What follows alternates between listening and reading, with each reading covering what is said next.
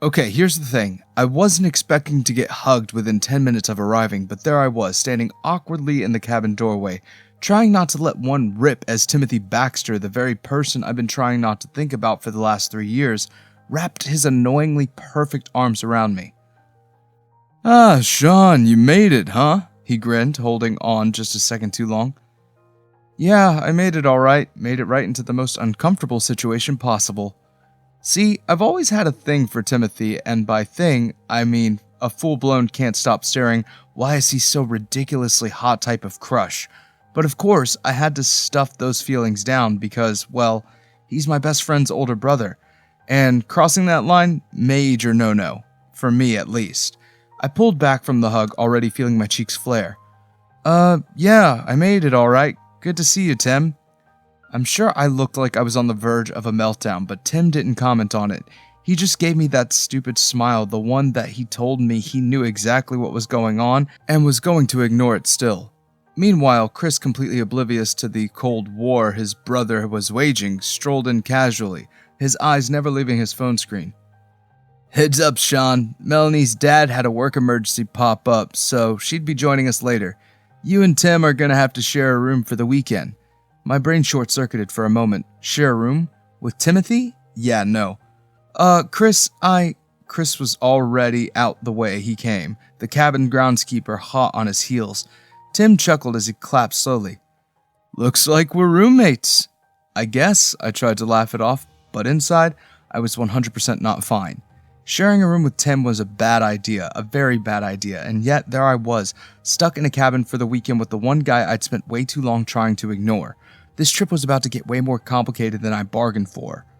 1 hour later. About an hour later, I finally brought myself to accept the grim reality and began unpacking in the room I'd be sharing with Tim. I'd asked, practically begged, if I could just take the couch in the living room instead, but Chris, yeah, he wasn't having it. He was already on the edge by his girlfriend's pending arrival, and he couldn't add much else to his plate. "No way, man," he said, almost like it was the most ridiculous thing I could have suggested. "You'll wreck your back on that thing. Besides, it's just Tim. You shared a room with him before, right?" Right, like I wasn't trying to avoid exactly that. So there I was, hesitantly pulling clothes out of my bag and tossing them onto the bed, hoping if I dragged on long enough I wouldn't have to deal with the elephant in the room. Tim. Speaking of Tim, the air in the room went thick as he walked out of the bathroom after his hot shower. He was being his usual charming self, but the way he moved, it was deliberate and borderline predatory.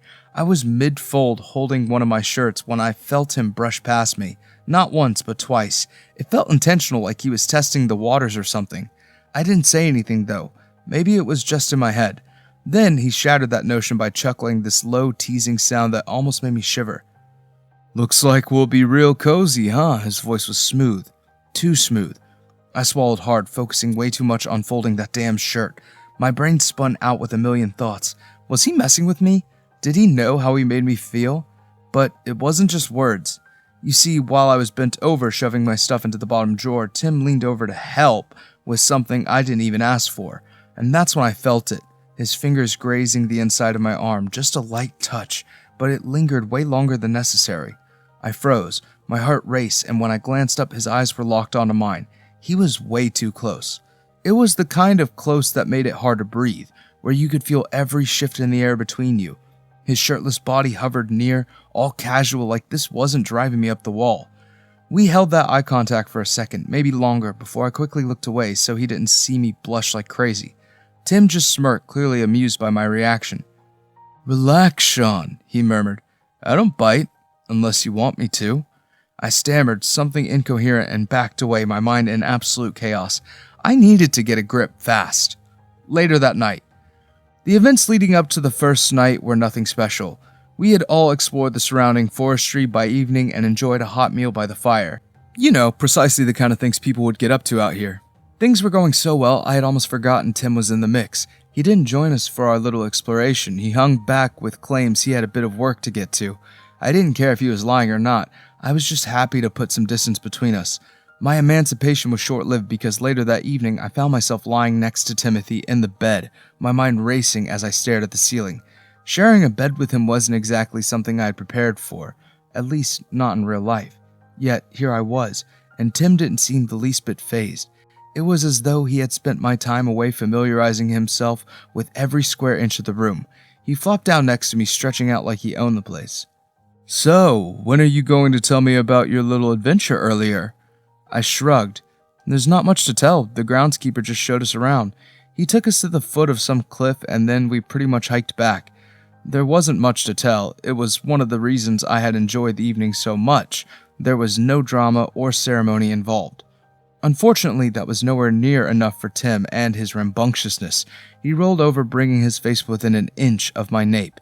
His smile widened as he saw me physically tense up. He capitalized and zeroed in. "What's the big deal, Sean?" he said with a smirk. "It's not like we've never been close before." I tried to laugh it off, but the sound that came out was more of a cry for help than a nervous chuckle. My chest felt tight and I was hyper aware of every inch of space between us, which wasn't much at all. "Yeah, sure," I mumbled, trying and failing to not overthink our proximity. How could I not overthink it? When I was younger, I used to dream about moments like this. I'd secretly hope there would be extra guests at Chris's sleepovers so I'd get to share a room, or better yet, a bed with Timothy. It was the kind of harmless crush you never thought would go anywhere, and now, somehow, it was all playing out in front of me. Except it wasn't harmless. It felt a lot like torture. Thankfully, he didn't press the advantage for too long. "Loosen up, dude," he yawned as he stretched and rolled away.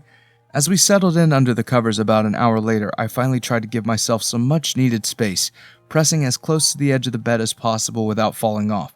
But Tim wasn't making it easy. He shifted in his sleep, or at least that's what it looked like, and his leg brushed against mine. The skin-to-skin contact threatened to send me over the edge, and suddenly the room felt way too warm. I tried to get my breathing under control, focusing on staying in my little corner of the bed, but it wasn't working. I could feel the heat radiating off him, and you know the worst part? I knew he could feel it too. Then, as if the universe hadn't already punished me enough, I felt his hand casually drift over my thigh. My entire body went stiff. There wasn't anything innocent about the touch, not this time. His fingers trailed slowly up my leg, the pressure light but intentional, and my heart started booming in my ears. I swallowed hard. I needed to do something before the situation spiraled out of control. But my body was betraying me, leaning into the touch before I could even stop myself. Just when I was about to finally speak, whether to stop him or to lean in, I wasn't sure. Timothy pulled back, grinning lazily like it was all just a game. "Relax, Sean, I told you before. You gotta loosen up," he murmured, his voice low, teasing, and way too close for comfort. "You're wound up for no reason." I blinked at him, my head spinning, yet all I could do was stare as he turned away, rolling onto his back like nothing happened. The next morning, he was up and out before I even woke up, a small miracle I was very grateful for. After breakfast, Chris told me we'd be hitting the slopes, and Tim had gone up ahead. 30 minutes later, we hit the slopes with Chris's girlfriend, who had finally arrived. I figured snowboarding would be a good distraction from, well, everything that happened the night before, but it turned out to be anything but.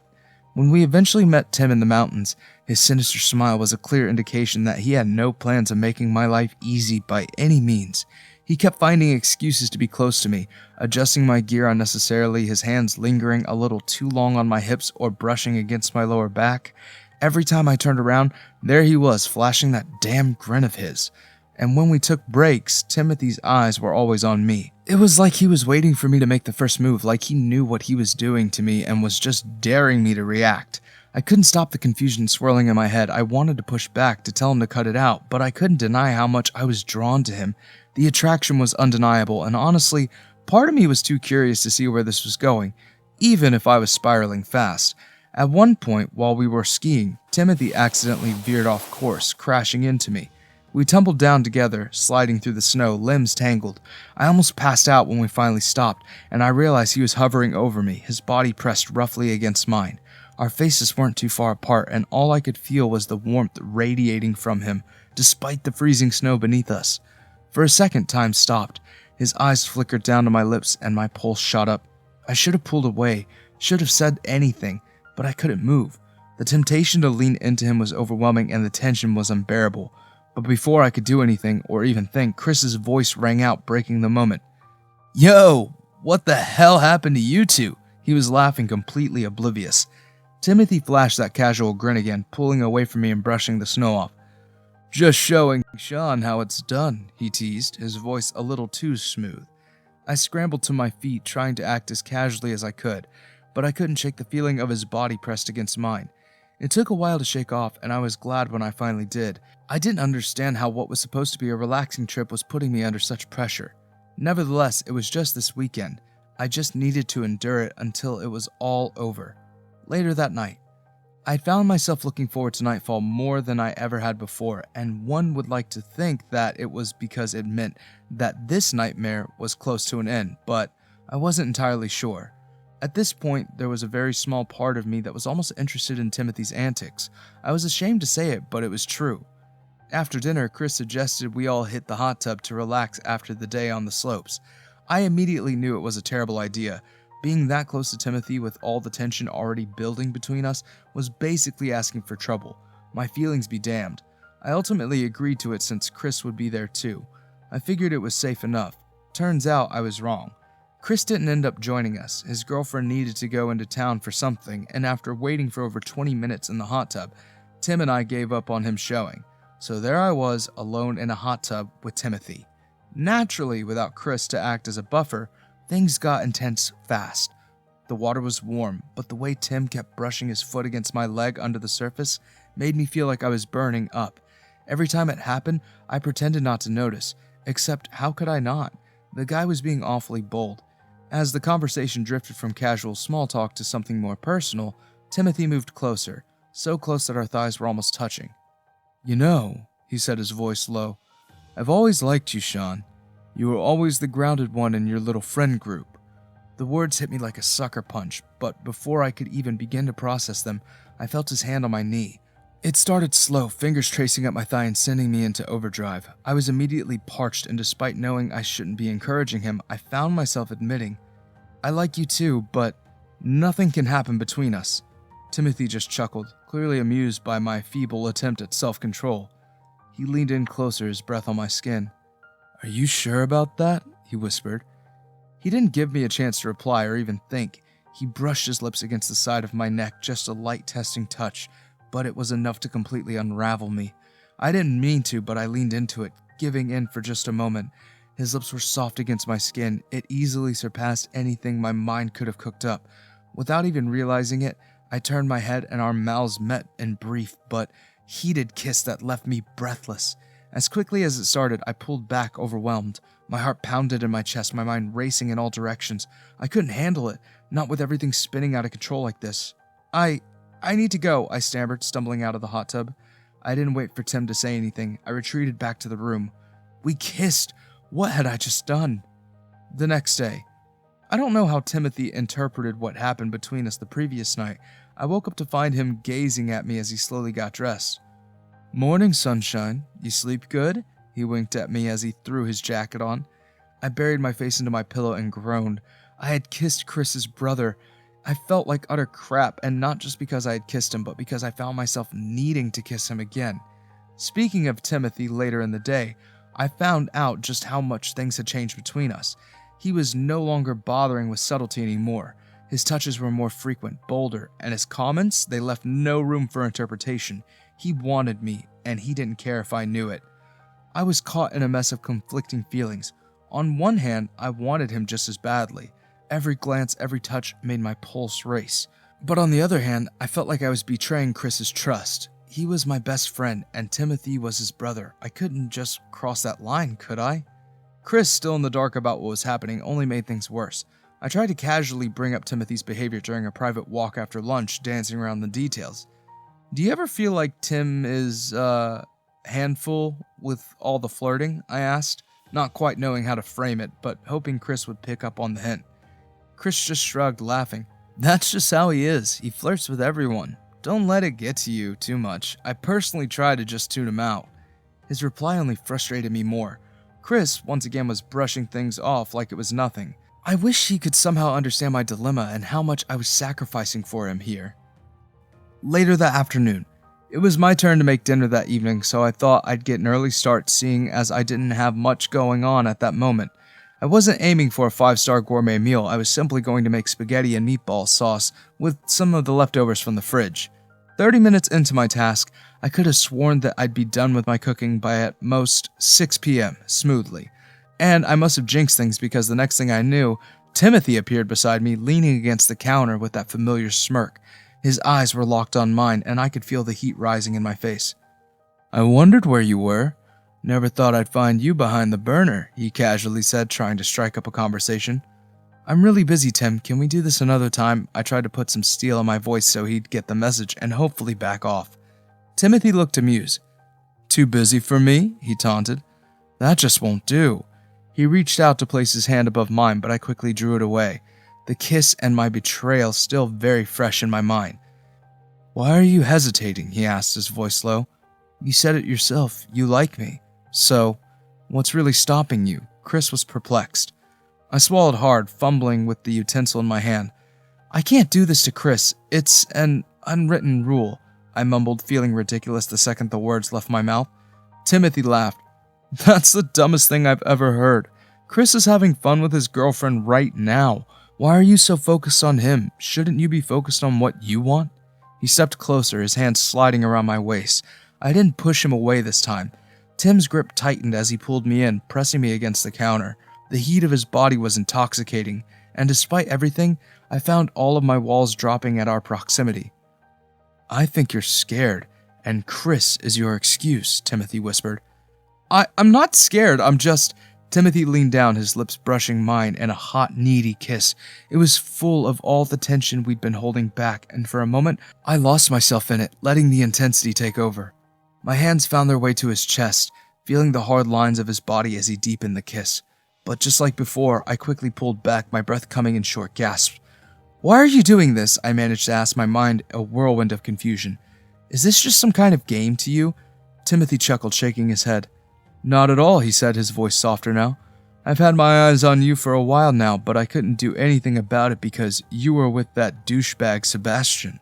But now, I'm not letting this opportunity pass." I blinked, completely off guard. What? What are you talking about?" He didn't let me finish.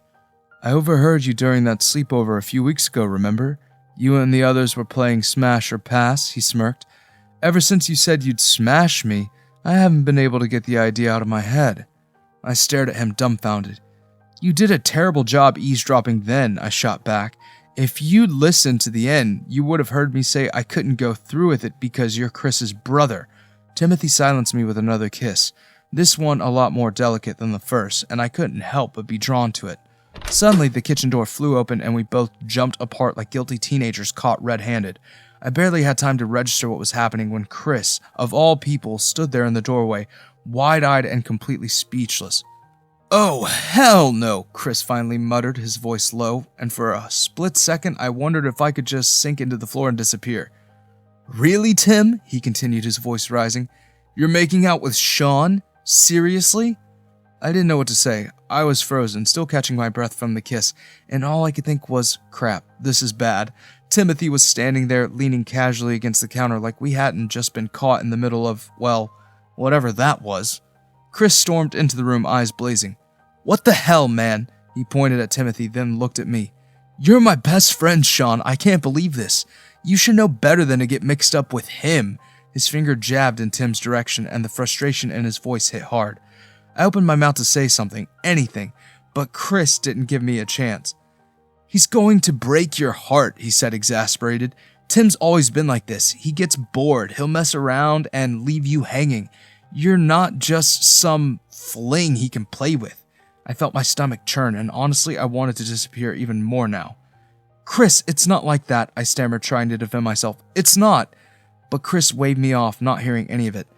"Don't tell me it's not like that, Sean. I know him." He turned to Timothy, eyes narrowing. "How many times are you going to do this, Tim? You can't just mess around with people who actually care about you." Through it all, Timothy hadn't said a word. He was just watching, quiet, like he was letting Chris get everything out of his system. But finally, he pushed himself off the counter, his expression more serious than I'd ever seen. "Chris, calm down," Timothy said, his voice steady, but there was an edge to it. "I'm not messing around here."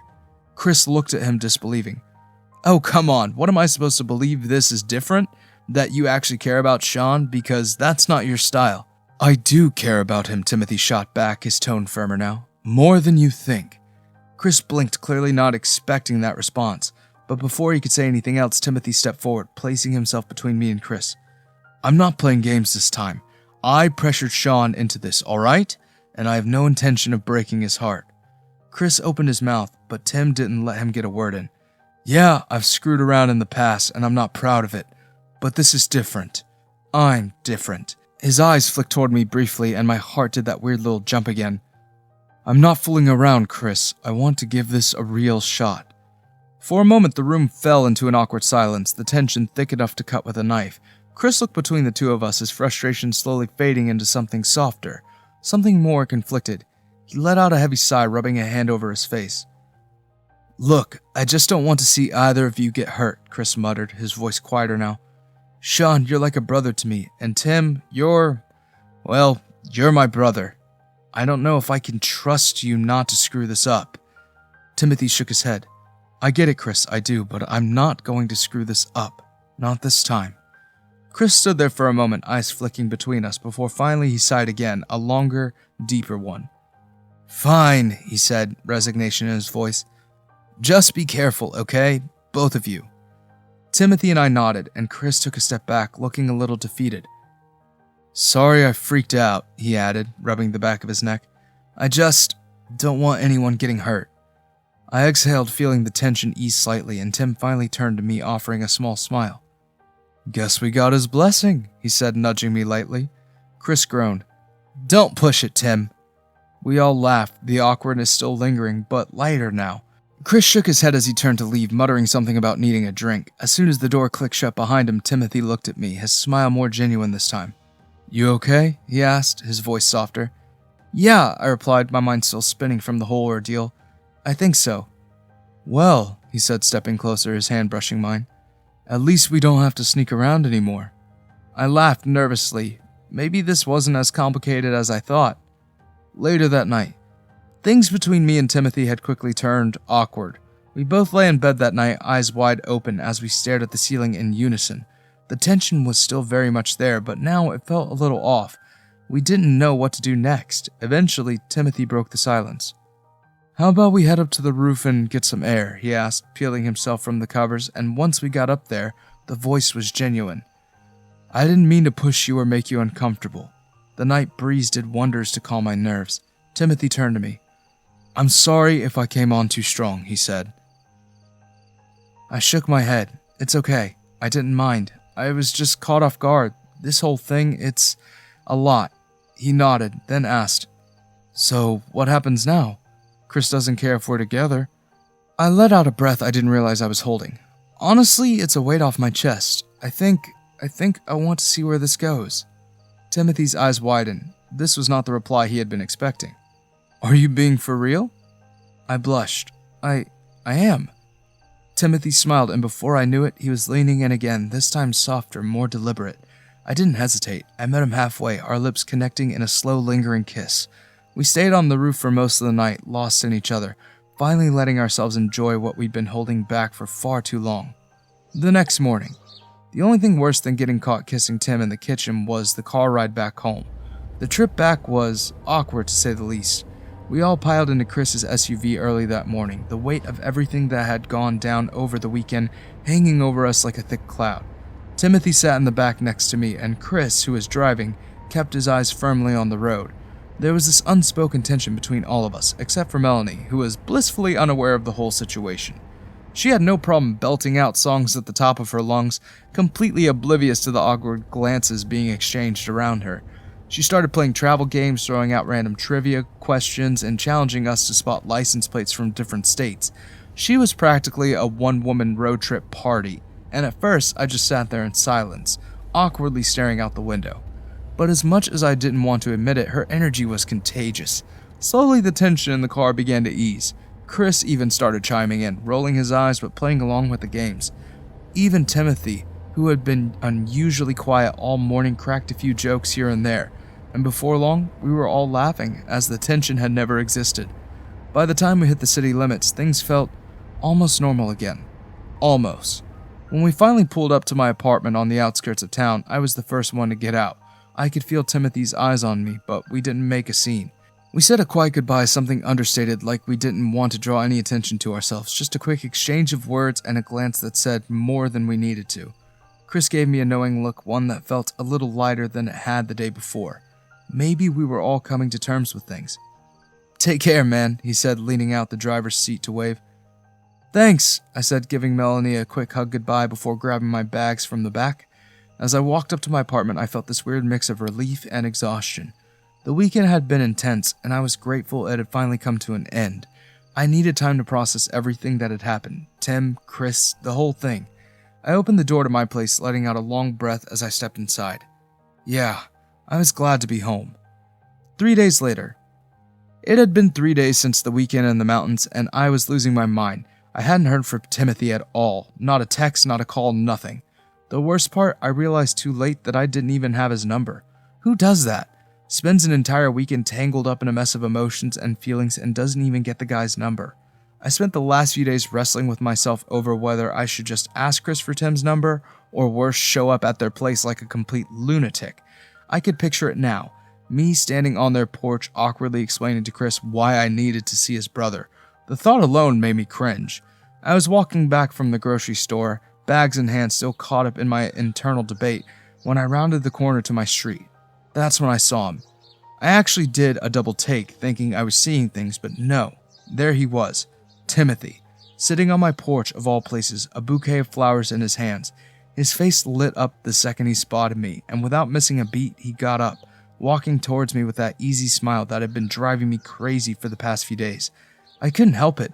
The second I saw him, it felt like something straight out of a dream. Before I knew it, we were meeting halfway, and Tim wrapped me in a hug so tight I felt like I could finally breathe again. I eagerly returned the hug, laughing softly, my heart pounding like I'd been waiting for this moment forever. "You've been driving me insane," I muttered into his shoulder. He laughed, pulling back just enough to look at me. "Good to know the feeling's mutual." Tim took the grocery bags from my hands and swapped them with the flowers he was holding. "These are for you," he said, a little sheepishly, like he wasn't sure if this was too much or not. I took them, grinning like an idiot. As we walked up to my apartment, the tension I'd been carrying for days just melted away. We were both smiling, stealing glances at each other like a pair of lovesick teenagers, and for once, I didn't feel awkward about it. This felt right. When we got to my door, I fished out my keys, trying not to let my nerves show. Just as I was about to unlock the door, Timothy cleared his throat. "Hey, Sean." "Yeah?" I asked, glancing over at him. He was standing there, hands in his pockets, looking more serious than I'd seen him in a while. He took a breath, and then, with that same confidence that had me hooked from the beginning, he dropped the bomb. "Do you officially want to be my boyfriend?" For a second, I just stared at him, my mind racing. It was like everything around me froze. All I could focus on was him, standing there, waiting for an answer. I let out a breath I didn't know I was holding, and smiled. "Yeah," I said, still a little breathless. "Yeah, I do." Conclusion. Being with Tim was nothing like I expected. He wasn't just the charming guy everyone saw. He was insightful, smarter than people gave him credit for, and he made me feel like I could truly be myself. But the first few weeks were rough. My reserved personality clashed with Tim's outgoing nature. He loved being the center of attention, while I preferred quiet nights in. It felt like we were constantly on different pages. Over time, though, we found a middle ground. He started to appreciate the quieter moments, and I learned to embrace spontaneity. We made compromises, sometimes going out, sometimes staying in, and eventually found a rhythm that worked for both of us. It wasn't perfect, but it was real. Tim challenged me, pushed me out of my comfort zone, and accepted me for who I was. In the end, that's what made it work. We didn't just figure out how to be together, we figured out how to grow together. And with Tim, it was always worth it. The end. What are your thoughts on the best friend's brother rule? Would you let it stop you? Thanks for watching. Consider subscribing to become part of our Rainbow Force, and stay wholesome.